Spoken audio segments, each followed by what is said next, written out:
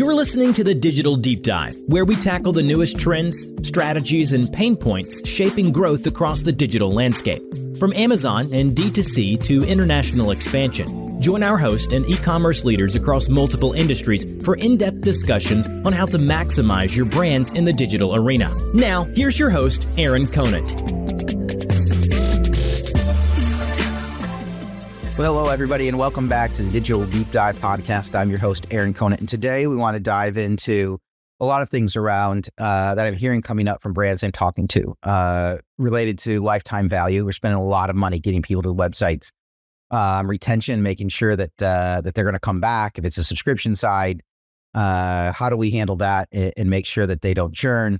And obviously the subscription portion of it as a whole. And we've got some great friends, partners, supporters of the network over at Recharge. Actually, was just doing a dinner out in San Francisco with Chase here, and just had a great conversation and thought, hey, why don't we go ahead and put this out there for all the listeners of the Digital Deep Dive so they can learn as well. But, Chase, I'll kind of kick it over to you. If you want to do intro on yourself and the company, that'd be awesome. And then we can kind of jump into the conversation. Sound good? Sounds great. Yeah. So first and foremost, thank you for having me. Really excited to be here. I got to find a new intro to podcast because everybody always says the same thing. Thanks for having me. Excited to be here, but we'll get into that more. My name is Chase Alderton. I am the Senior Field and Partner Marketing Manager at Recharge. Recharge is the leading subscription management solution helping e-commerce merchants of all size launch and scale subscription offerings. So exactly like you said, lifetime value is a huge focus for us. Everything subscriptions is what we eat, sleep, and breathe. So excited to dig into that more. And I'll shameless self-plug first and foremost. We also have a podcast called Hit Subscribe, kind of talking all things subscription as well. We talk to the merchant side, we talk to the partner side. So if you're interested in more subscription talk, head over to rechargepayments.com/hit subscribe. Check that out. Yeah. Awesome. So let's just kick it off within subscriptions as a whole. I have a lot of people, interesting, sometimes even in like apparel now, looking for subscriptions. Maybe it's socks, maybe it's shoes. Like, it's really interesting. Would love to hear your thoughts of maybe how how people should be looking at the space today. I have this interesting look at it as far as I like to have conversations with people. And on the brand side, then when I was on the brand side, I viewed those different interactions as, a conversation with the end consumer and the customer. Totally. Would love to hear like how you guys look at, or how you look at, subscriptions as a whole. How should people be thinking about it? So it's a really broad, generic question. I'll start with just kind of essentially defining the three different types of subscription models that we see most commonly. The first two should be really easy to understand. Subscribe and save is the main one. So something like a protein powder or vitamins, or like you said, shirt. I subscribe to a shirt brand. Socks is a good one. Just things that you need. Same time, month over month, week over week, coffee, whatever it is, anything consumable, anything replenishable is really good for that subscribe and save model. Usually there's some sort of discount. It's just kind of a running, recurring purchase over and over and over again. You get the same product. The other one that's going to be really familiar is this subscription box idea. So like a curated box.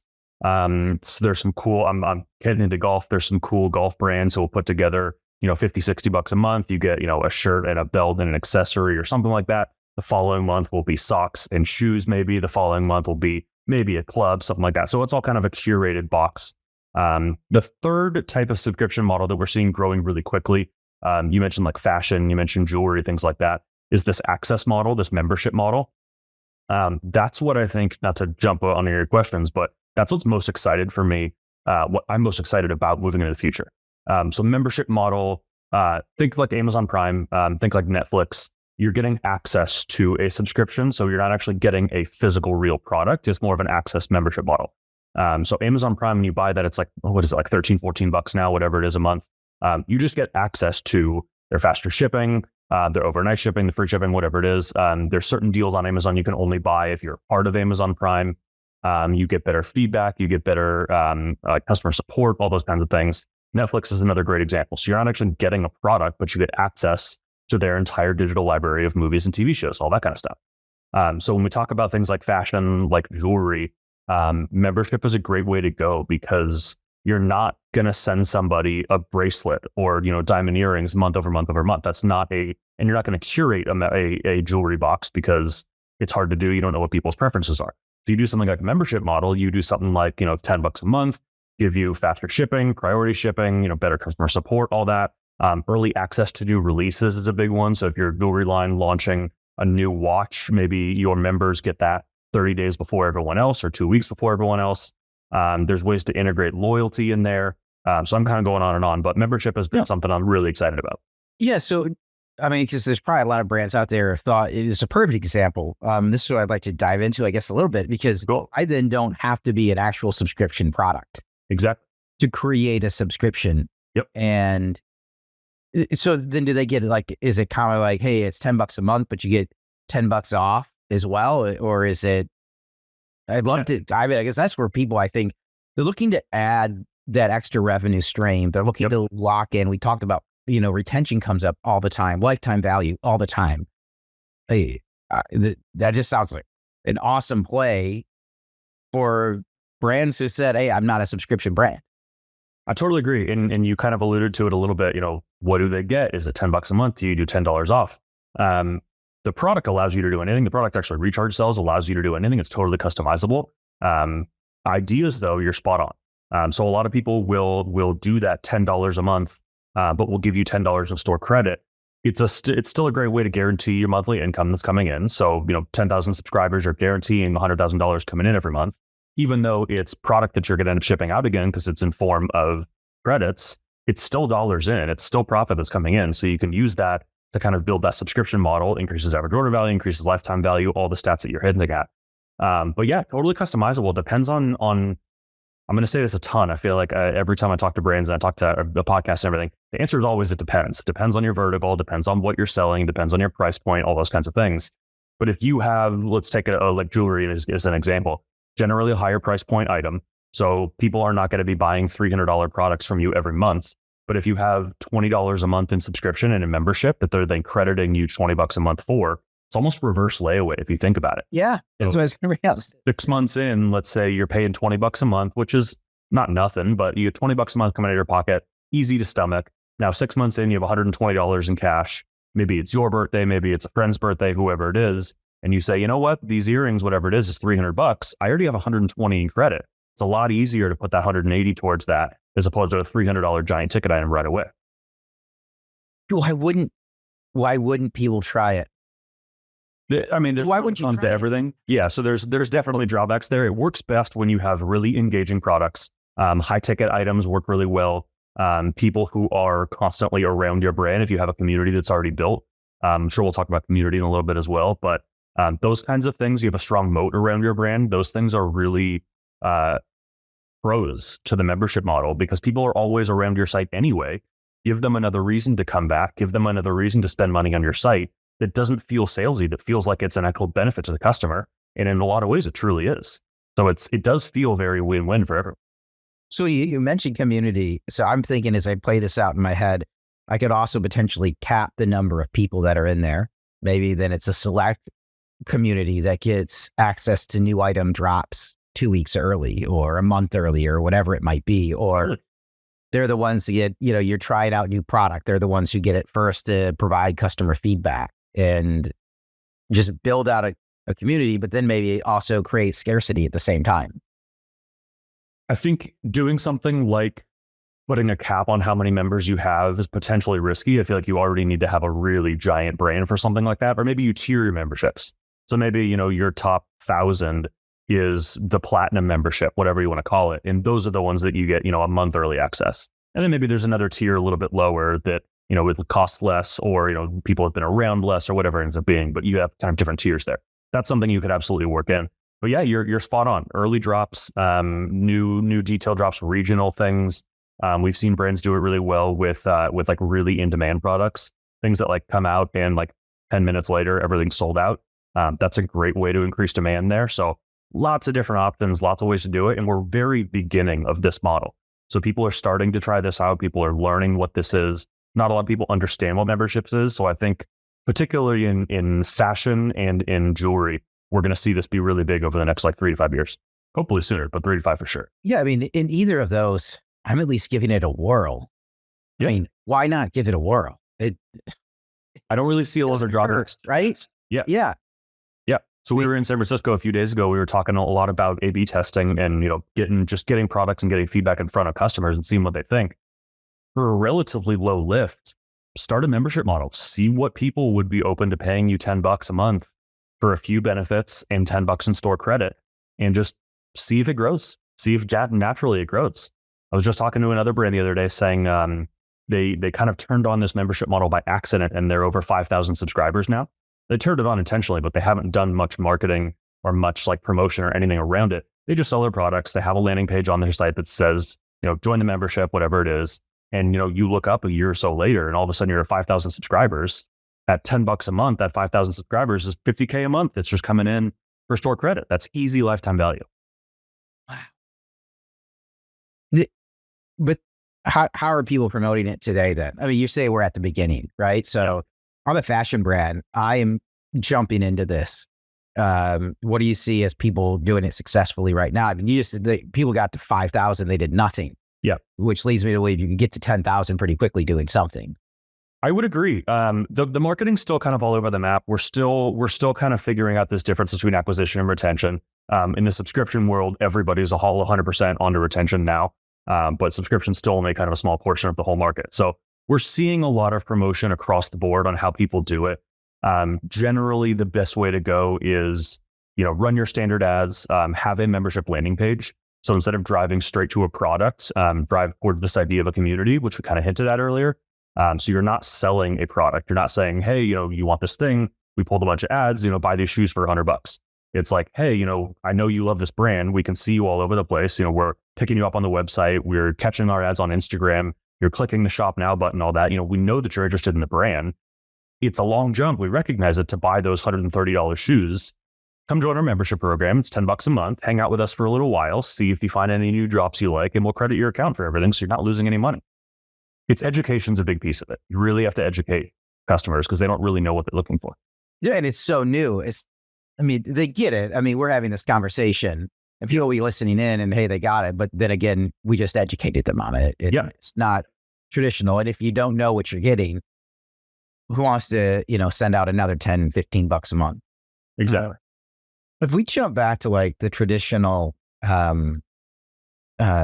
subscription side of things, what is the best? Are there common pitfalls when people are setting these programs up, or are there best practices that people should know about? I'll give you one of my pet peeves, which is the initial is a deep discount, and then the discount goes away on the second or third month. Yep. See that all the time. And maybe it's okay, right? And if that's the only option, I'm fine. But the reality is, I'd much rather go the other way. Hey, listen, I'm giving you a long-term commitment. Why don't I get a long-term benefit from it?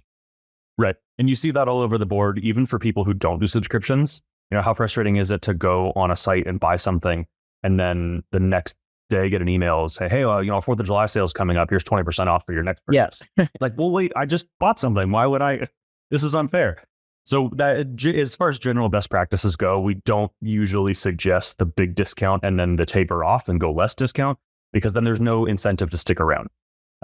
So generally we flip it. It's not necessarily give a deeper discount as you go, although we've seen that work. But providing additional benefits, providing additional value, everything comes down to this kind of nebulous term of value.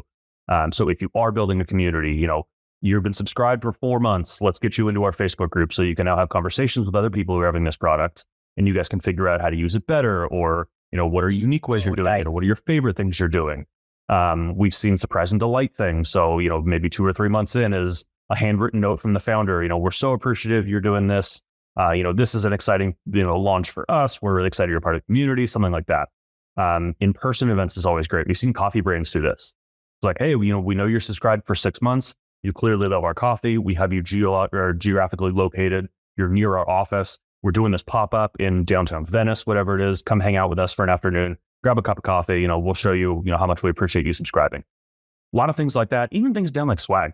Like, send me a shirt. I know a lot of people are kind of over shirts a little bit. I love the product shirts. Send me a shirt. Send me a sweatshirt. Send me a hat, a water bottle, something like that.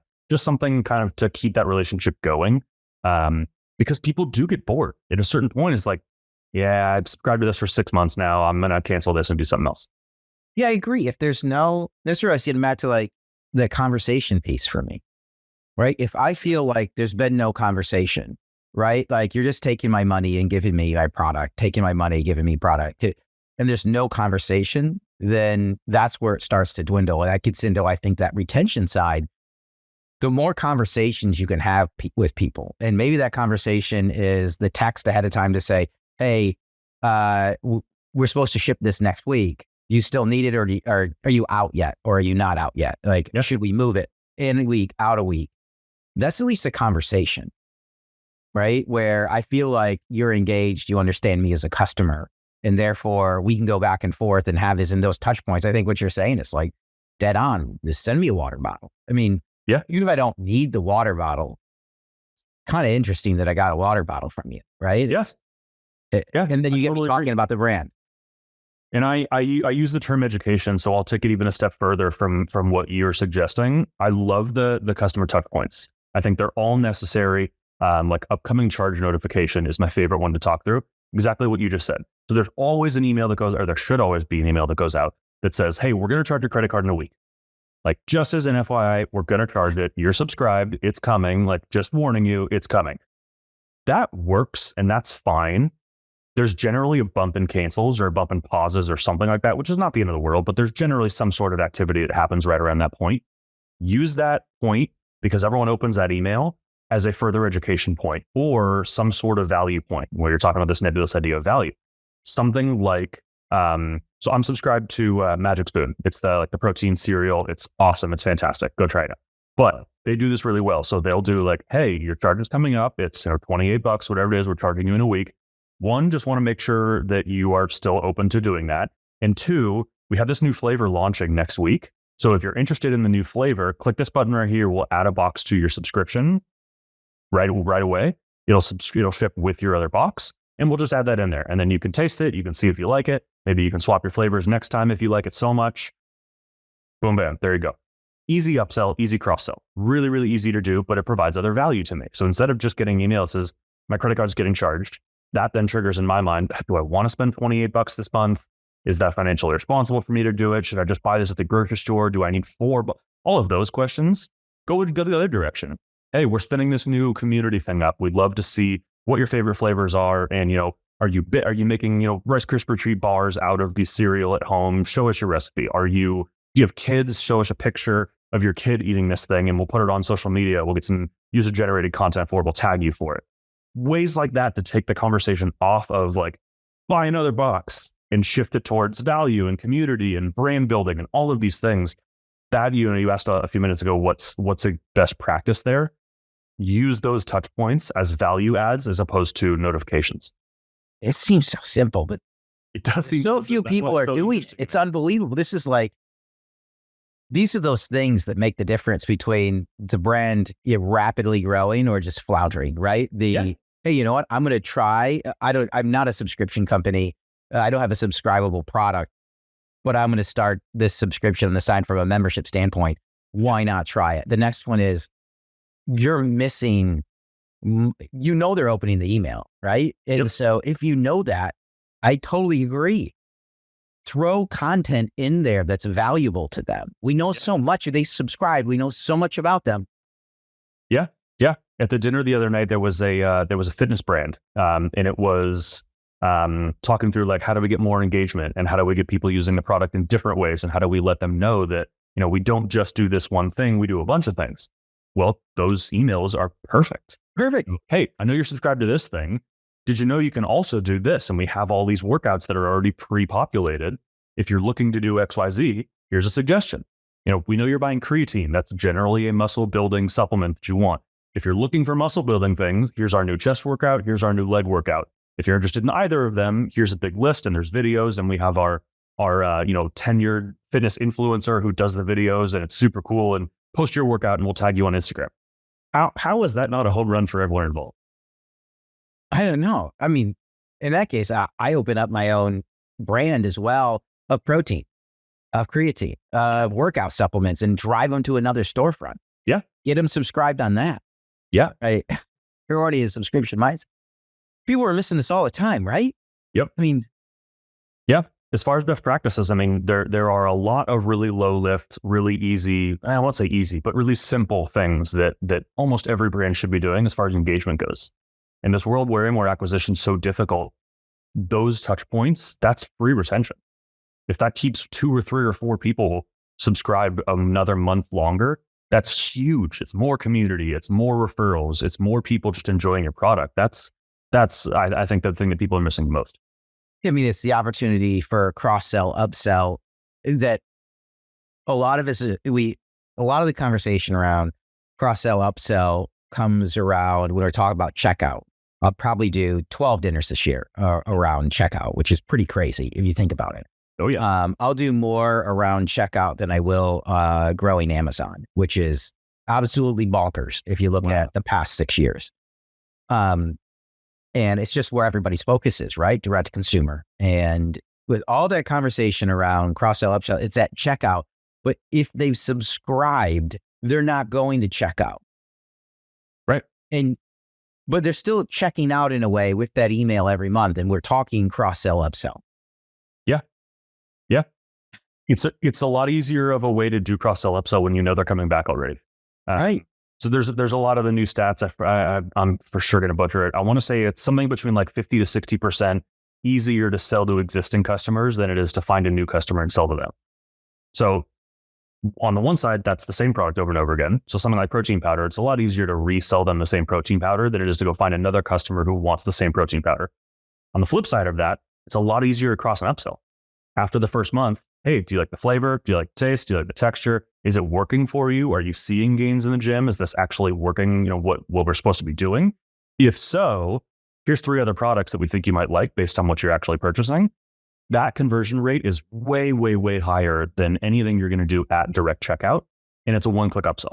A lot of apps will help you do that. Recharge helps you cross-sell and upsell within the checkout right away. And again, because they're already subscribed, it's not a full-on process. Give us your credit card. Do you want to ship it to the same address? All that kind of stuff. That's wiped away. It's the same checkout. It's the same box you're shipping. It's no brainer. How do you look at like then communication? We talked email. What about like SMS? What does that blend look like as a whole? Because we want, again, I'm a conversationalist. Right. What is that? Is it both? Is it one? Is it, I mean, my guess is it depends is probably the right years to get there, but yeah, I think it does depend. Depends on what kind of brand you are and what you're selling. There is a thing as too much communication. So again, I would advise just A/B test things. Send a handful of emails and text a week and see what people engage with and if that works or not. I'm a huge SMS fan. I think there's definitely opportunity there. I'm always a engagement conversation fan, exactly like you were saying. But I think there's a lot more opportunity in this transactional text message as opposed to the marketing text. I think we're going to start to see text rates get absolutely crushed on the marketing side. On the like, hey, we're running this quick, flash sale, 20% off. Here's a cool image or a cool GIF, use this discount code, go check out. I think we're going to see a lot less of that and a lot more of the like, Magic Spoon actually does this. So like, hey, your order is coming up in a week. Push 1 to just confirm. Push 2 to see options to delay it 1 to 2 to 3 weeks, and we'll figure that out. Push 3 to swap out a different flavor. And so you say, oh, okay, this is really easy. I'll push 3. And they say, okay, you're subscribed to cinnamon. Do you want to switch it to vanilla or chocolate or other? And if it's other, they'll push you right into the customer portal, which is easy enough to manage on your own side. If it's vanilla, then you just say, cool, cinnamon out, vanilla in. They go, cool, got your order. We're good to go. We'll ship that out to you. That's more engagement. It's not necessarily leading to higher revenue, but it's more engagement with the brand, which all of those engagement points will end up eventually leading to more revenue. But it's communication. It's all just awareness and understanding and how do I interact with the brand more to be more top of mind. What comes up like number one engagement with a brand? Usually is it just, hey, we want to increase revenue? That's always the goal that everyone has, because in the world we're in right now, revenue is king, and it's just everyone's trying to gain more revenue. Some of the brands who can afford it are taking the longer route, and they're starting to do forget revenue. Let's just try to build the greatest community we can, and we know that will lead to revenue eventually. So I think there's some pieces we can pull from that. Like I mentioned, the coffee meetups. I think that's a huge one. where like if you have a brand that works in public or you're going to be at a trade show or whatever it is, start saying that to regional people and say, hey, we're around here. Come check us out. Bring a friend. We'll do a free cup of coffee, whatever it is. Pop up for shoes we've seen, like a shoe brand taking over like a warehouse or something. Come check us out. We're doing food. We'll have, burgers, whatever it is. Like just come hang out for a bit. That type of community eventually leads to the long-term revenue. But it's hard. I mean, it's really tough right now to definitively say like this thing drives revenue because people are impatient and you need the numbers and there's investors and all that kind of stuff. I'm sure everyone listening knows, but it's a lot different than it was a year and a half ago. Yeah. It was just money flying everywhere, right? Everybody's tightening their belts. The PEVC angel money that's going around. Well, I guess there's a lot less of it. And it's like 80% year over year drops between 2022 and 2023. 80%? 8% of investments. Yeah. So like the investments we were seeing for like 100 million are now down to like 20 million. Yeah. Yeah. And maybe don't quote me on that. I don't have an actual source to give, but I've seen a handful of things around the area. So like numbers are dropping significantly. Yeah. I mean, just even anecdotally, I think everybody sees it. It wasn't small. It wasn't slight. It's massive. Yeah. That's everything from the brand side to like some really cool startups on the service provider side where, they're trying to make it. And we're going to see, if you think about like these trade shows where you'd have like rows and rows of the new up and coming tech where they could just get a little booth and all of a sudden those are half the size they used to be, 40% of the size they used to be. The money's just not there. Yeah. Brand side, service provider side, wherever it is, it's just tough. But to your point right now is just survive. Right. And to your point then, how you're spending your money, like there's a lot more eyeballs on how you're spending your money than there were a year and a half ago. Anybody, during the pandemic, anybody could grow an online business, right? And now, I mean, it's the reason we're having, conversations like this is educate the community around, hey, this topic came up over and over again from brands. It's something they're focused on. Well, let's put that information out there so people can have a different viewpoint and a different way of looking at, subscriptions. Oh, they're nice to have, but I don't know if I can really use them. How hard is it to manage? Am I going to offend my customer? What is, is it one more thing? How do I build into an email flow, an SMS flow? Sorry, you just got to do it right at this point in time. Right. I agree. And I think I'm the eternal silver linings guy. So I think that while it may be more difficult for kind of the quote unquote like mom and pop stores to stay alive nowadays, I think these types of environments that we're in, these types of kind of financial situations we're in, it unlocks creative people's brains. Mm-hmm. And we will start to see more things come out of this as a result. I think membership model is one of them, actually. Well, I've been talking about membership model for 4 years now, somewhat just in theory, when Recharge didn't necessarily have the opportunity to build those things. But years and years ago, you're sitting back thinking like, this is coming. This is going to be a really interesting one. This is going to be exciting. So now I'm excited to see what happens in the next year of how are we going about acquisition? Because it's down to zero. No one's acquiring anyone right now. How are we thinking about retention? I'm sure everyone's sick of the word retention already because it's been 6 months of just people going, what's retention? How do I do this? What's the silver bullet? Like it doesn't exist. You have to get creative and figure it out. And every brand's different. Every vertical's different. Yeah. I mean, there's that pressure from executive teams from an, PEVC side of you need to perform. Yep. And they don't necessarily understand in a lot of cases the complexity of what's going on in digital right now. The webinar we just wrapped up was around the future of search marketing.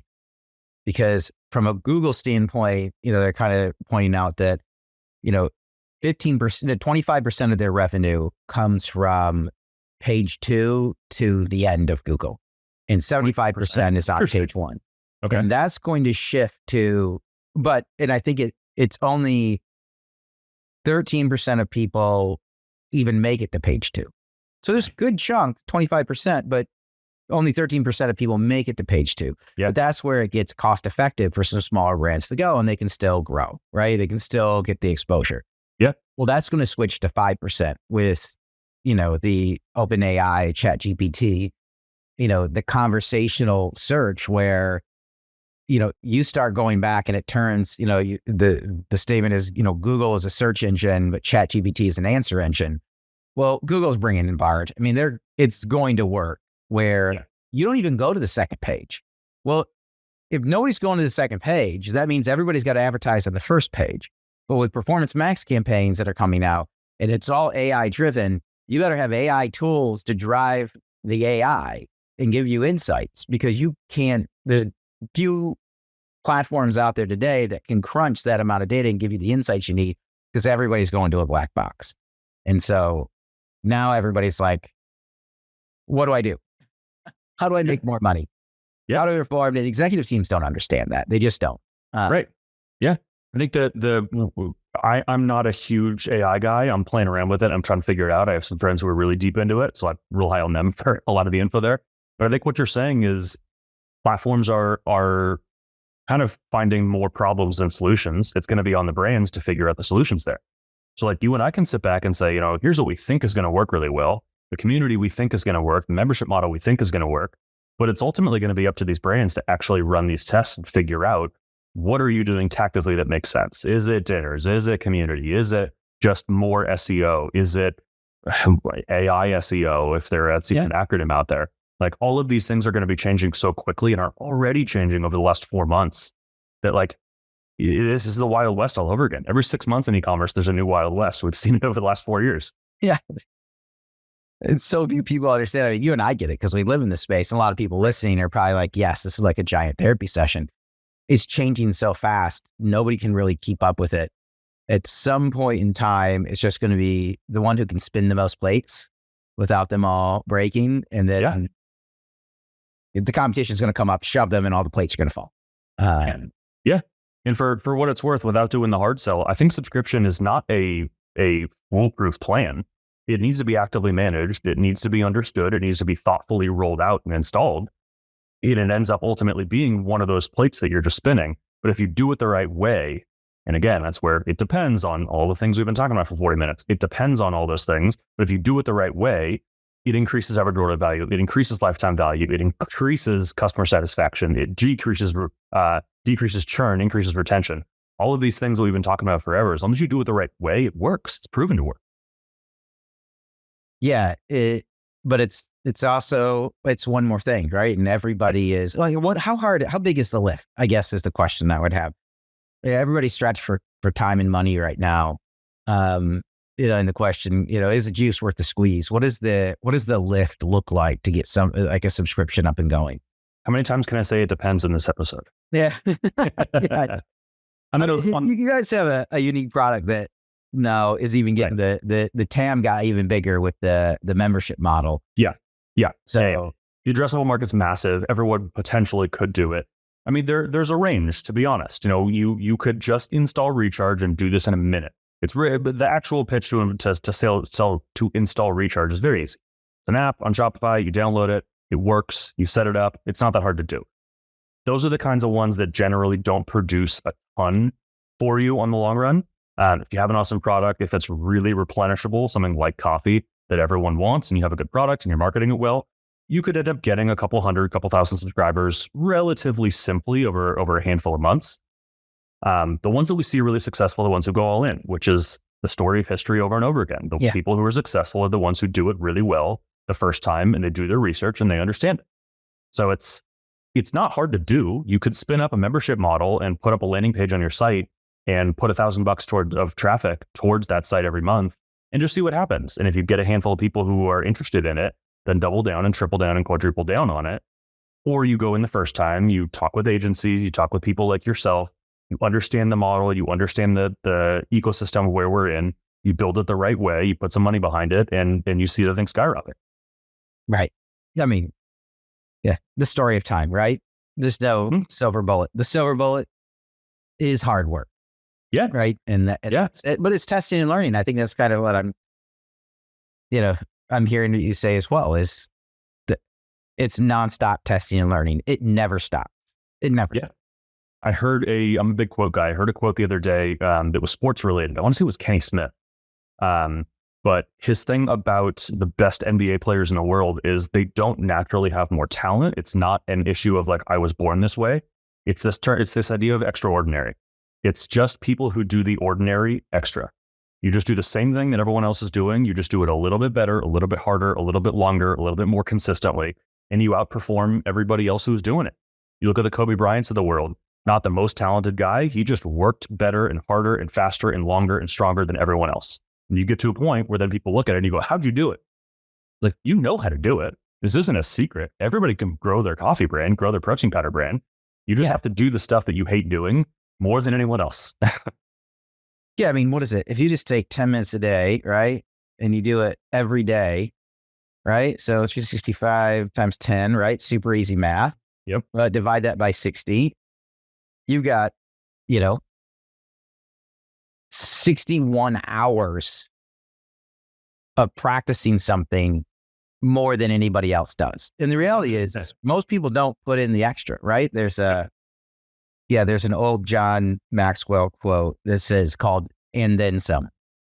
And so I have it on a little sticky note, ATS, and then some. Do everything you wanted to do and then some, just a little bit more. Yep. And that just a little bit more over time, right? Yep. Just turns into a mountain and you don't really notice it on a daily basis. But at the end of the year, you're like, whoa, I can't believe how much I know about this subject or how well I can do this or do that. And it's just by doing the slightest bit more. And it's not a unique idea. The finance people call it compounding interest. You do 1% today is 1.0002% tomorrow, and that's 1.1 and 1.4, and then it just compounds over time. And by the end of the year, you're at 1,000x. Yeah. It's 1% better the next day every time. Yeah. It's just interesting, but and again, it just gets back to hard work. That's what it is. Yeah. Understanding it. I mean, you have to have the ability to fund it all. I mean, at the end of the day. Yep. But also learning it. And that's another thing. They just learn it. And I know it's the reason a lot of people like the podcast is just the educational standpoint of, hey, I need to go explain this to an executive team.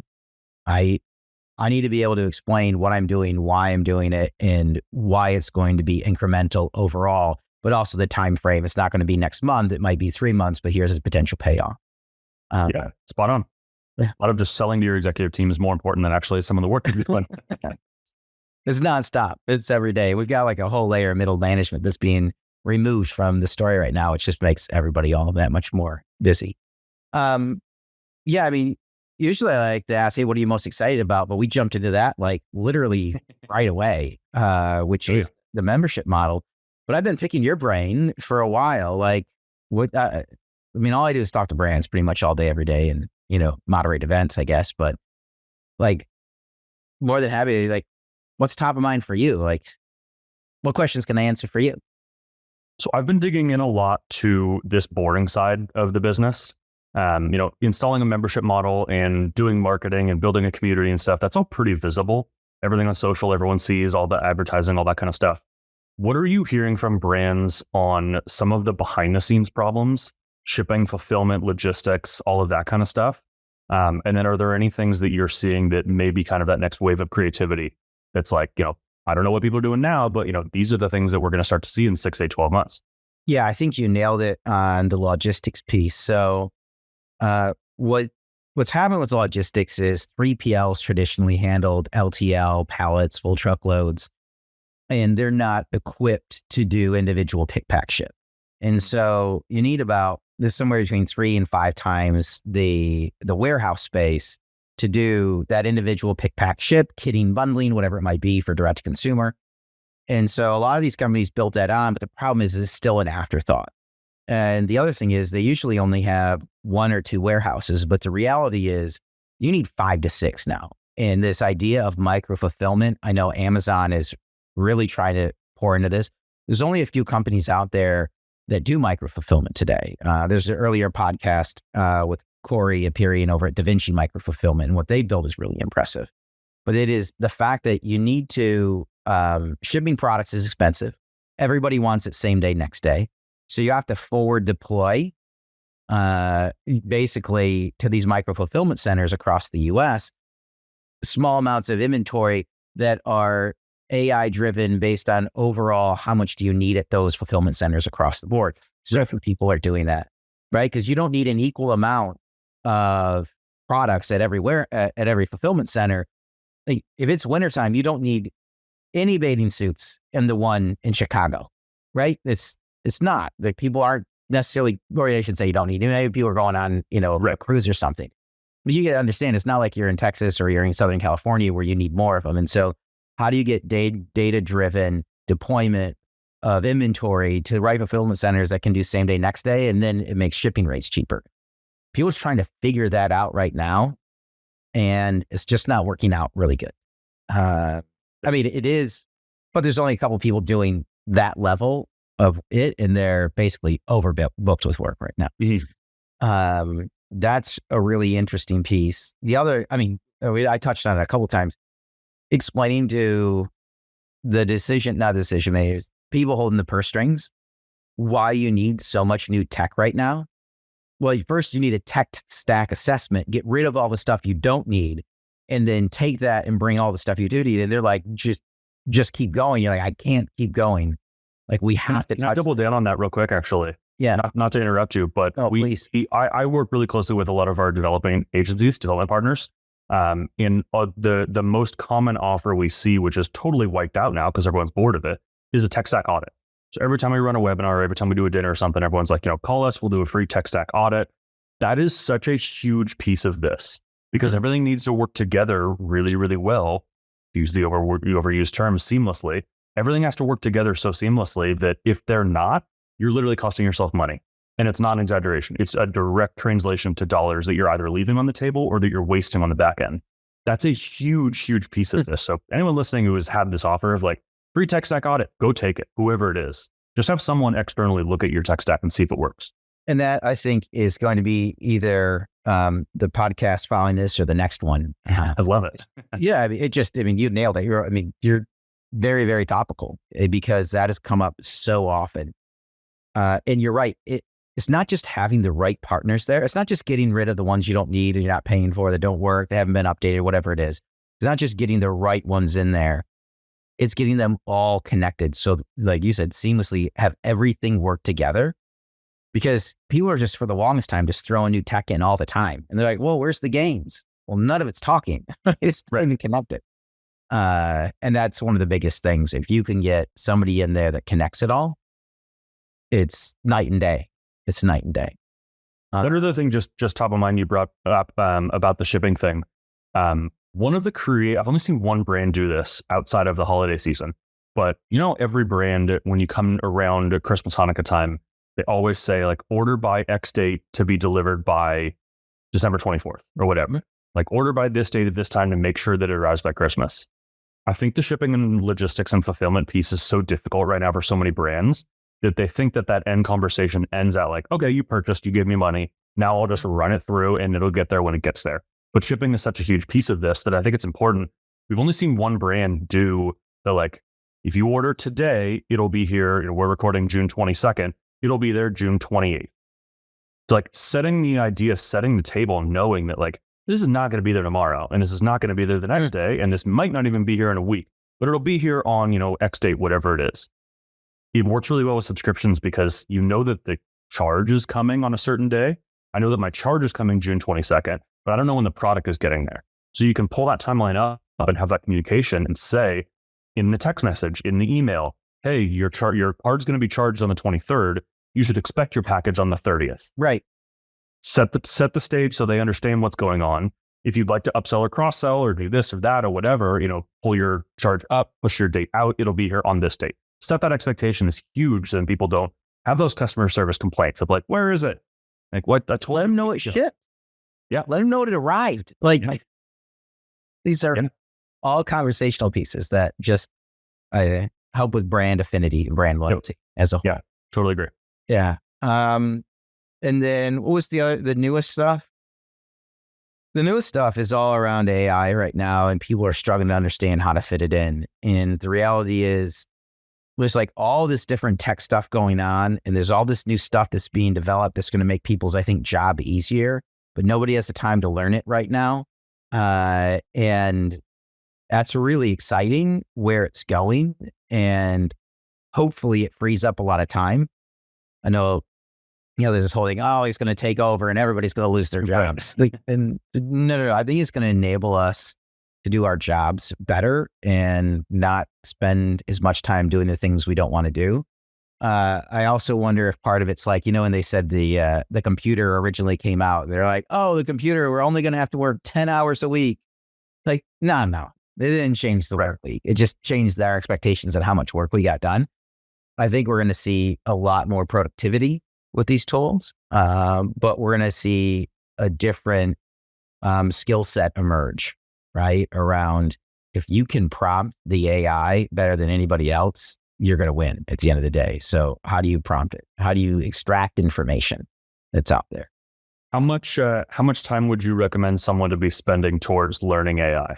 Because it does feel like it's adapting and changing so quickly that, like, on the one hand, it might not be that valuable to learn it right now because 3 months from now, it's going to be totally different. But on the other hand, if you're putting in 10 minutes a day, like you said, to just kind of learn and poke around and see what it is, 6 months from now, you're going to be way more benefit by that. I would have, I'm a company, right? So I would have everybody on my team experimenting for 30 minutes a week on how it can help their job out. Because a lot of people are thinking it from the standpoint, oh, it's going to create copy, it's going to create imagery, it's going to create, paid media assets, but it can do a lot more than that. Your HR department can be experimenting on, hey, how do I create a better job description? Right? I mean, that's the reality. Like, and go to everybody individually. Don't think of, ask them, don't think big picture for the company. Think your individual job. What could make you more efficient? How would you use this? What are the tasks you don't like to do or take you the longest amount of time? And then do the research around AI tools that can help you out with that. A lot of them are incredibly, if they're not free right now, they're incredibly cheap to go ahead and toy around with those. And so that is the sales side, the marketing side, the HR, the whatever it might be, the finance team, they should all be experimenting for 30 minutes a week on these tools. In this, these little tiny marginal gains, right? Again, that 1%, right? Just the extra 10 minutes a day, however you want to look at it, over time just adds up. And if everybody can improve by 10%, think about the overall productivity, drop in overall cost, EBITDA goes up, everything looks better, right? There's more cash to go around. There's bigger bonuses, everything that people want that are working in a company. And by the way, if you're performing that much better, you're going to land so many more clients. You're going to land so much more business. That's kind of where I sit, is 30 minutes a week. And, have them set that aside. Like, obviously you don't say, hey, go home at night and do this. Like, no. You have this time during your work week to do it. Right. Yeah. So, it's totally full circle. We started this conversation by saying, you'll never learn membership model overnight, but if you do 1% of it every day, you'll get better and better in 6 months. And all of a sudden it'll click, right? Yeah, exactly. Yeah. I love it. Well, Chase, this has been a fantastic conversation. Again, yeah, it was great. Having the dinner with all those brands the other night, that was a ton of fun. Hopefully we'll be able to do another one here in the near future. But with that, again, everybody, what was the name of your podcast again, Chase? Hit subscribe, rechargepayments.com/hit subscribe. Okay, awesome. Everybody go out and subscribe to that. With that, we're going to wrap up this episode of the Digital Deep Dive. Thanks again, everybody, for listening in.